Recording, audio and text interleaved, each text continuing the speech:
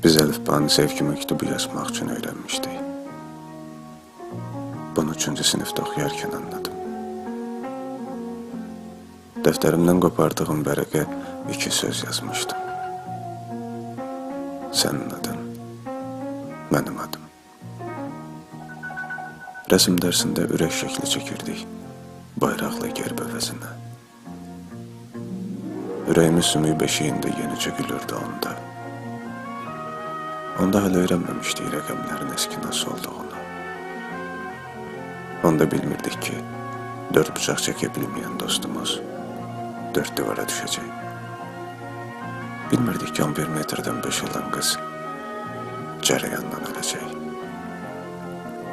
Bilmirdik axı, hər şey boş çoxluqdur. Bu yaddaş kitabçasında adam özəllərini unutur. Yaxın otur. Biraz etiraf edəcəm. Yaxın otur əziz müəlliməm. Azərbaycan dili dərsində unutmaq feilini şəxsi və kəmiyyətə görə dəyişirdik. Və mən həmişə birinci şəxsin təkində yalan danışırdım. Çünki unutmamışdım.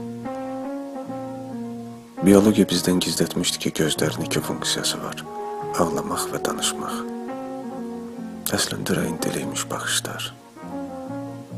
Onda Tarix Turgut Özal deyildi, George Bush deyildi. Onda hələ ikiz güllələr başını aşağı salmamışdı. Onda ikiz güllələrin başı göyə dəyirdi. Fizika Çin işgəncəsi idi. Bircə ümum dünya cazibə qanununu səni qucaqlayarkən başa düşdüm. Newtonun başına alma düşməmişdən qabaq sən mənim ürəyimə düşmüşdün. Coğrafiya dərsində bütün yollar sənə gedirdi, bütün çaylar ayaqlarına tərəf axırdı.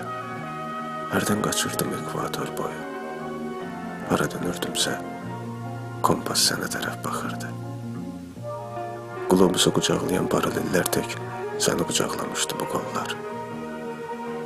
Onda mən bilmirdim ki, yerin nüvə qatından başqa nüvə silahı da var. Əziz müəlliməm, İndi həyat fənnindən kəsir imtahanına gəlmişəm. Dəftərimi yoxlayın. Davranışıma qiymət verin. İstəyirsiniz, valideynimi çağırıb iclasda şikayətlənin. Amma xahiş edirəm, məndən sevməyi soruşmayın.